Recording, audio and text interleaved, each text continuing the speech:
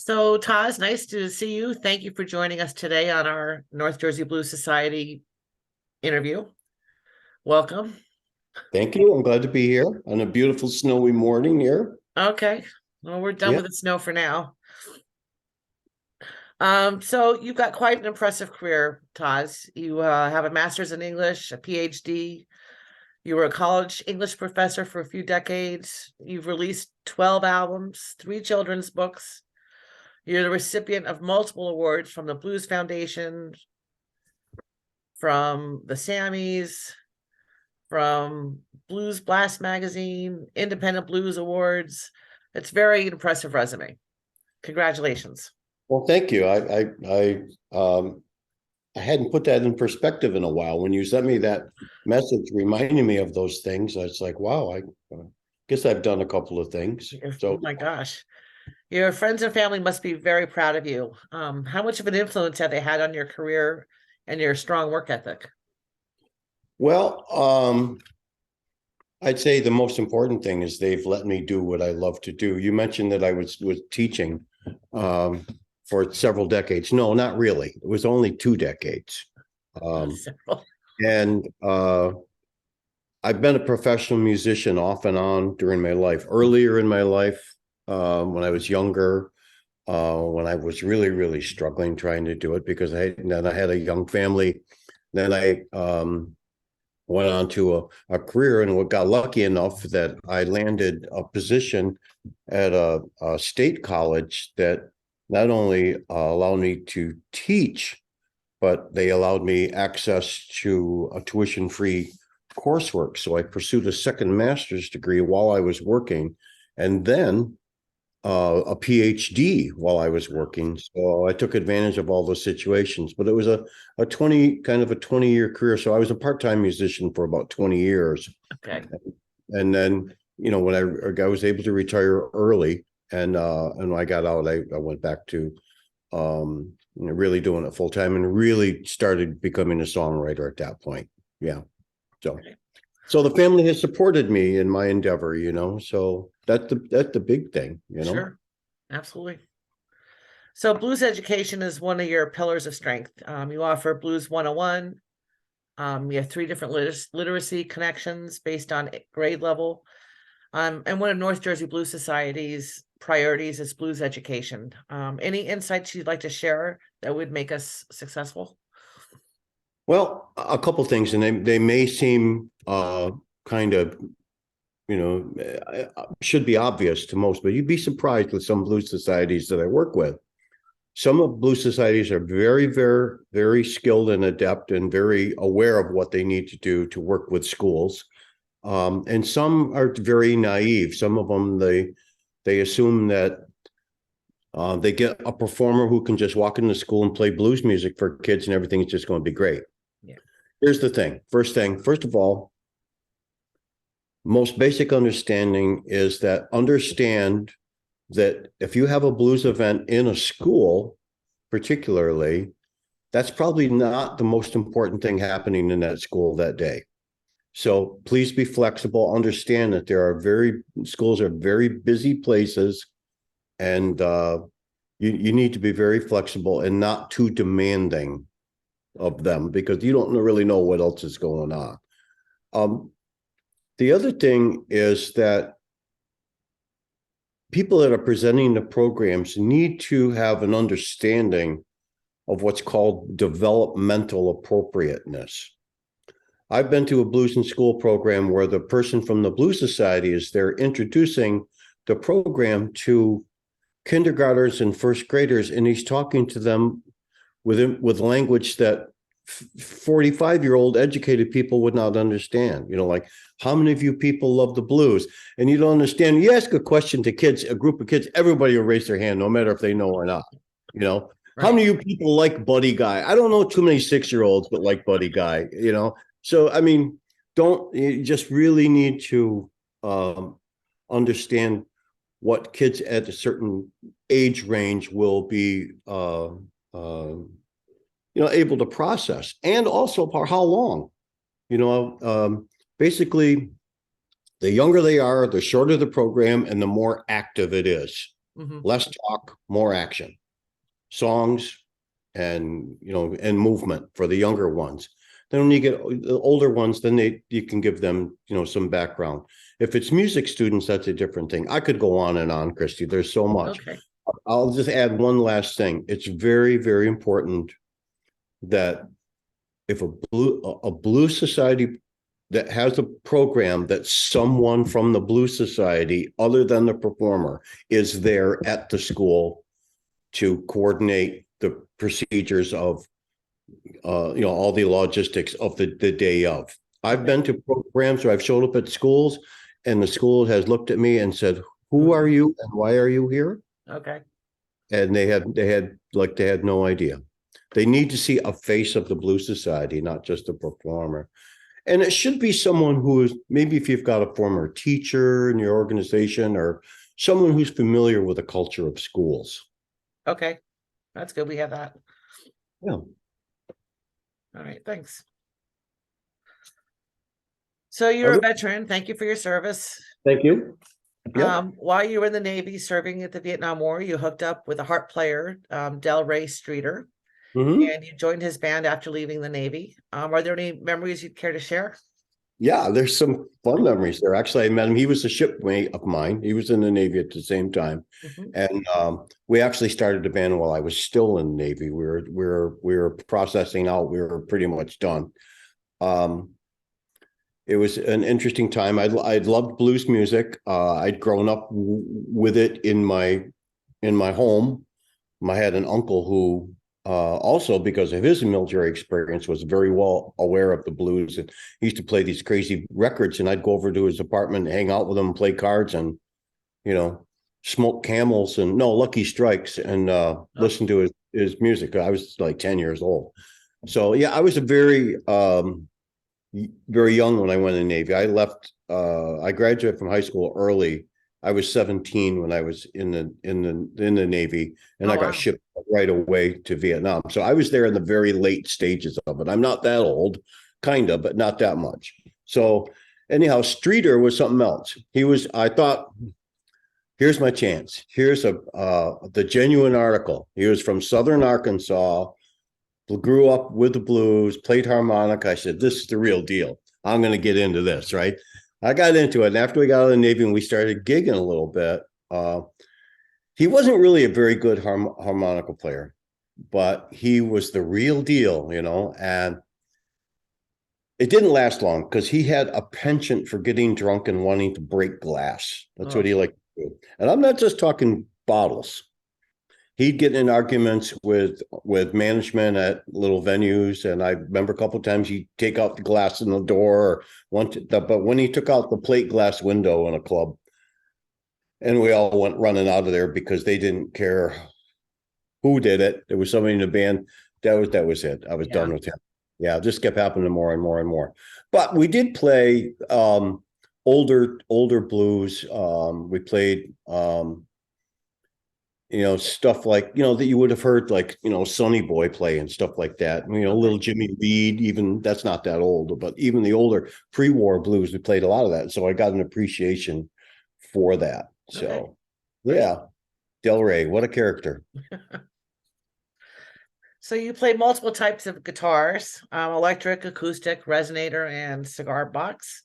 How did you learn to play the guitar, and what's your favorite? Well, I learned to play the guitar by just keeping at it. I'm still learning. I got it in my hands today. I might do a little bit more learning today, but I started off, I'm the youngest in a family of I had two older sisters that were considerably older than me, and they were caught up in the whole, Beatles, Stones thing, right? And they'd want me to they'd invite friends over and want me to dance with them. And there's no way I was going to do that. I was like 8 years old. I'm not going to do that. But I was also listening to blues music with my uncle next door. Right. And so I found out that girls like guys that play guitar. So I decided that was the way to go. It not working for me so much anymore, but there was a time maybe it did. I'm not sure. So you're self-taught? Huh? You're self-taught. No, mostly, but I've studied under some people. Whenever I feel now with YouTube, there's all kinds of resources, but whenever I would feel stagnant, I would seek out some private professional lessons. I learned for some advanced techniques, but I also had the pleasure of having multiple musical experiences because I had to make a living at this. So I would join up with different bands that play different kinds of popular music and different styles. So I would take what I'd learned from those things and apply it to my songwriting and ultimately my blues, which I think is what makes my music different and unique than a lot of blues stuff that you hear coming out. To my benefit and maybe even to my detriment to some effect, I mean, but it's who I am. I'm not like, people can't pigeonhole me as being, a particular style of that. Even, I had a venue operator that put in my description when he booked me for a festival. This is the guy that seems to keep reinventing himself with every new album. It's like, Yeah. I'm not sure if that's a good thing or not. I mean, I think maybe it confuses talent buyers a little bit about what I can do or what I want to do. I did an album prior to the last one that was mostly acoustic based. I did it with Ann Harris. Right. And I had a festival say to me, well, you're an acoustic guy now. And I go, no, I'm not. I just put out an acoustic thing album. The new album is totally 180 degrees from that. It is. It's rocking, Yep. it's electric and it's blues rock. So I got all those things inside me, and sometimes I got to let them get out. So is there one guitar that you favor over the other, or it just really depends on your mood or what you're Well, trying to accomplish? I'd have to say thank you for giving me the easy way out, because they would be sad if I told them. Guitars are like people that every time I go on a gig somewhere on the road, just like they all plead to me, take me, take me. So to be honest with you, I really have appreciated playing this acoustic guitar a lot more. Mhm. And because I love the subtlety in it. I've kind of had to do that to try to make a living at this and enjoy it. I've been doing a lot of acoustic gigs. I did the North Atlantic Blues Festival last year, for example, as an acoustic gig, not electric. And it requires me to play the guitar differently and more. I'm a little bit more choosy, if you will, selective about what notes I play and how I approach those notes and that. But my number one guitar is still my American-made Stratocaster that I've had modified to my liking. It's a beautiful guitar. I've had it for 30 years. Wow. So that's my favorite to play, and that's what you see me play most of the time. Okay. So on Riff and the Blues, which guitars did you use? Did you use all? I didn't actually use any acoustics on that. I Oh, used right. my Stratocaster and my custom made Delaney guitar, which is pictured on the album cover. Right. That's a guitar luthier out of Texas that has built guitars, and you've seen a lot of guys play them and gals. Samantha Fish plays one, Zito plays one. Yep. You know what I'm talking about. Yep. Yeah, They all he's definitely have, expanded in the last yeah. decade. Yeah, and I got it because I needed a good dependable backup guitar, but something that had a little bit different different timbre and a feel to it than the other one. I use it mostly live now for different kinds of tuning, so I don't have to be adjusting. I can just grab the other guitar and it's tuned already for me in a different way, Okay. rather than have to sit there and try to talk to the audience while I'm going bang, bang, bang, something like that. So that's why. There you Okay. go. So your current release, Riff and the Blues, includes your Tired and True studio stalwarts. We've got Marianne Cassell on Yep. backing vocals, Bob Purdy on bass, Andy Hearn on drums, and Ron Keck on percussion. How Mhm. long have these stalwarts been working with you? Well, let's see. They're different. Bob Purdy and Marianne have the longest tenure with me. They were on. They began working with me on my 2014 album, "You Keep the Money." All Ron Keck too, because that's when I moved to recording with him at Okay. Sub Studios. He's the engineer Mhm. on the project as well. Andy Hearn joined the club after them with on the one that was Blues Music Award nominated, Simmered and Stewed, and he's been on there every album since then. Okay. Um, you saw Marianne with me at Daryl's house. Yep. And the piano player that was with us that night has been on two of my albums. He was on Simmered and Stewed, and he was on the Broke Down Busted Up one, the acoustic one as well. Okay. So Yeah, she's great. I love her voice. yeah, she's got a very rich voice. Hmm. And then you also had two special guests, or you had some special guests on Riffin' the Blues, Mike Zito and Bruce Katz. How was it working with them? Well, Katz, we'll start with Katz because he played the most major role on all that. He played on everything except for one tune, and he would have played on that, except I ended up going back to retrack that with a different feel to it. It just didn't have what I was looking for, the way that I approach it. We started from scratch with that. He's an incredible world-class talent. There's no doubt about it. Real easy guy to work with.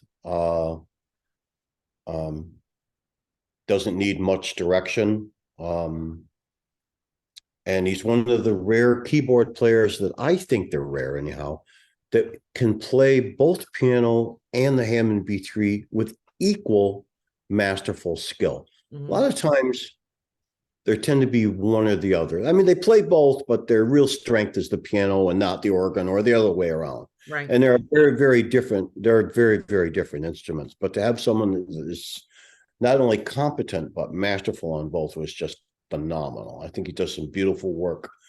Zito only plays on two tunes, the opening and the last one. He's a very, very busy guy. I've known him over the years. I met him in somewhere in Kansas, I believe, playing at a club, and I jammed with him a few times. And we've always been not great buddies, but we've kept track of each other.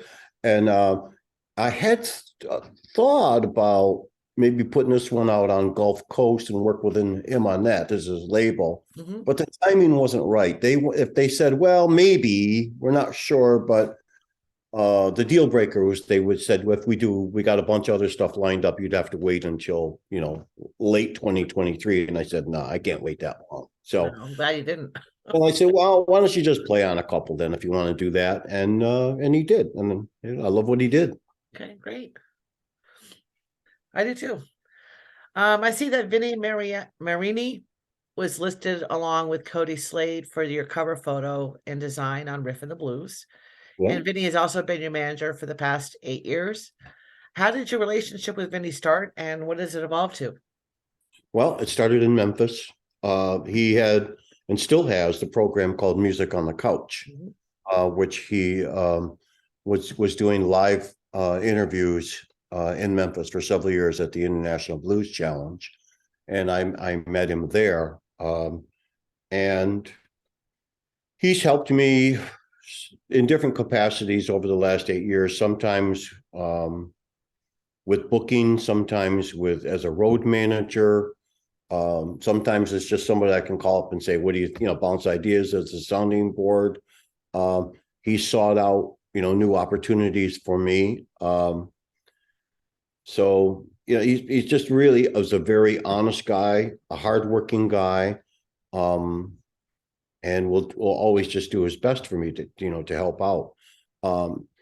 His role now is primarily booking and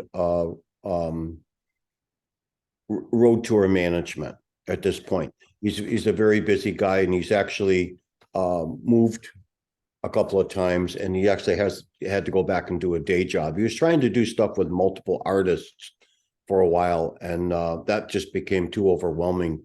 But he needed some, I just me by myself, I can't give him enough income that he could, do that on his own. So he's doing a day job too. So, but Wow. he's still my guy, Right. trust him completely. I got a Florida tour coming up, a Southern tour, not just Florida. It's very, very well done. He's done a great job of that, tireless working on it. Yeah, So, good. What makes Riff in the Blues different from your other releases? yeah, it is different. I've had people tell me that it is different. They haven't told me how they think it's different. But here's what's different. During the COVID thing, I did some workshops, some songwriting workshops, and it was so wonderful to do. It wasn't just a single workshop. I worked with a group of college age students over a series of time. I finally was able, through doing that workshop, able to answer the question that I'm often asked, which is, as a songwriter, what comes first, the words or the music? Right. And pretty much I would just go, well, sometimes, right? Well, I finally was able to explain it, because I had to explain it, and it becomes the basis now for my songwriting workshop. 3 things have to happen to make a good song, as far as I'm concerned. It has to be about something that matters. It has to have a concept. It has to have decent lyrics that mean something other than getting from the first verse to the next guitar solo. Come on. I mean, we've heard about cheating hearts enough. Let's do something that means a little bit more. And the third thing is, it has to have a musical hook or quality to it, or a riff in the blue, that catches people's ear. So the easiest way to write a song for me is to have a concept that then leads to the lyrics. All right, how do I explain that concept?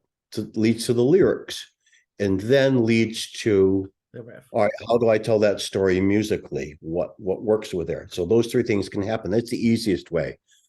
Not with this album. I decided to go completely opposite. I started with the riff. Every song has started with a riff, noodling on the guitar, getting something, right? And then I had to go back and come up with, all right, what is this song really going to be about? Wow. Now that you've got it. Like I had this riff right here.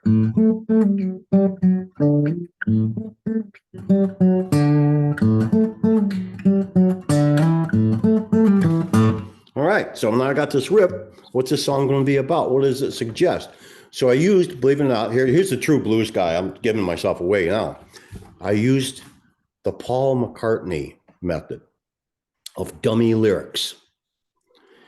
Yesterday, the song Yesterday, Okay. he talks about that ham and eggs. That's how he started. He come up with dummy lyrics just to get the lyrics to match up with the melody of the song. And that's what I did. And then the idea, the concept came from that. Oh, wow. So they were really hard to write for me, really hard to write. And doing it in the opposite way like that, was difficult to write.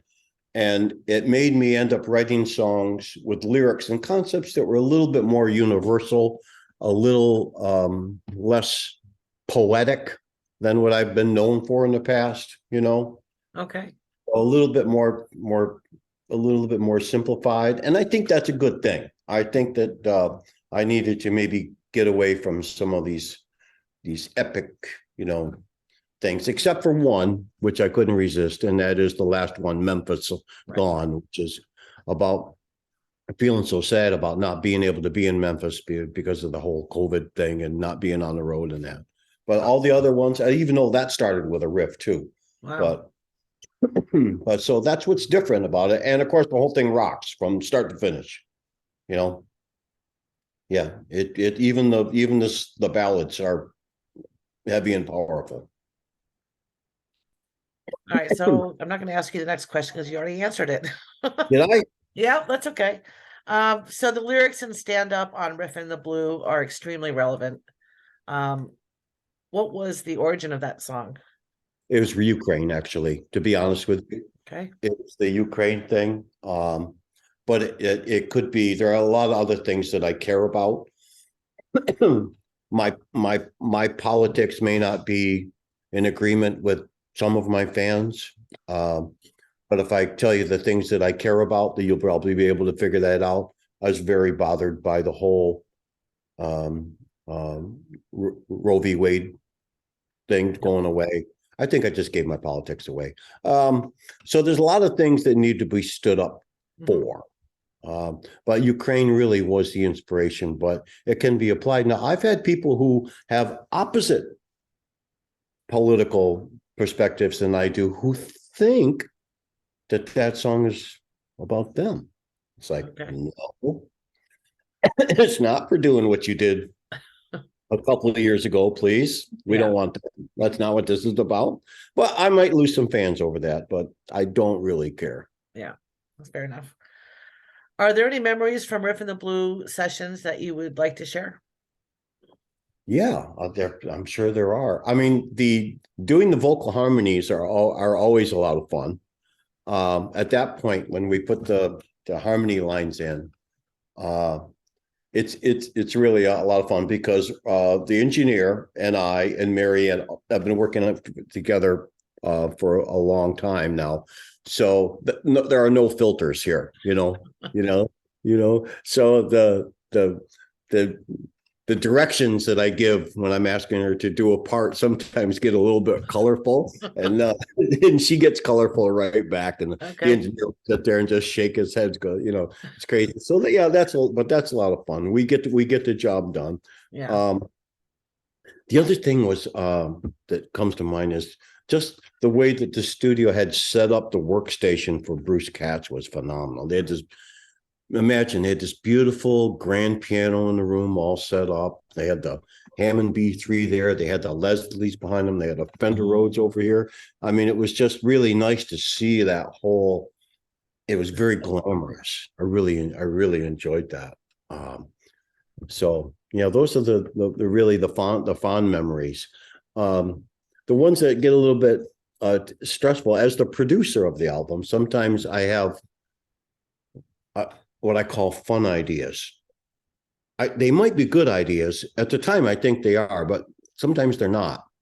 So I've learned through production that there's a difference between fun ideas and good ideas. All right. Fun ideas are things that are temporary, that you try.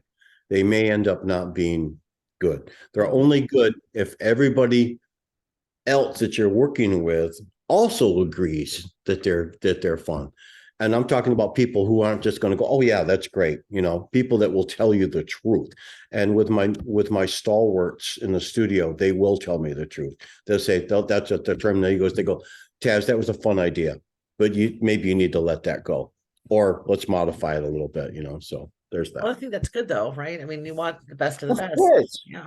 Yeah, I don't want people that just, that I don't need yes people in the studio. And I'll tell them that. I go, I really want you to tell me what you think if I don't really know them very well. Right. But like the people I work with all the time, they have no problem telling me what they think.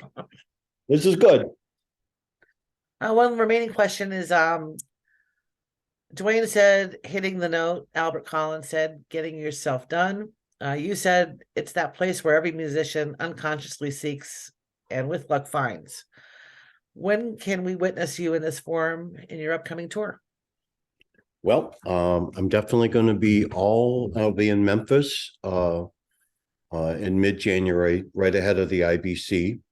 And then I'll be touring from all along from New Orleans all the way through Florida for the rest of January and the entire month of February for sure. It's going to be a full band tour. I'm going to be playing songs from the new album, and once we get the songs rehearsed, I'll get to that space, because the only way you get to that space is when you're not thinking. You're not thinking about what you have to play. It just comes natural. There's times when I play a gig where I am struggling for every note that I get. It doesn't sound right. It doesn't feel right. I can't explain it. But there are times where I can't play a bad note. I just can't play a bad note. It just doesn't happen. That's what I'm looking for. Nice. And that's what I'm going to try to get to. But I'm not a young man anymore, and I go out and I'm going to play these gigs. I'm playing it with everything I got, because you never know. Yeah. Well, Taz, I want to thank you very much for your time today. Yeah. Been a Well, pleasure thank you. talking with you. I'm talking to you. So I hope you like the new album, and maybe there's a chance I can come down your way and play some of that music for the folks in your circle. I would really like to do that. Let's I make know that happen. few places down there that I'm hoping to get at that I haven't gotten into yet that are kind of your way. So Okay. we'll see. We'll talk Sounds about good. it. All right. Thank you very much, Cristy. You have a Merry Christmas. You too, Taz. And I'll see you down the road. And thanks for sticking with me for all these years. You've been paying attention to me. I appreciate it I from have. you. So, all right, my dear. You take care. All right, bye-bye.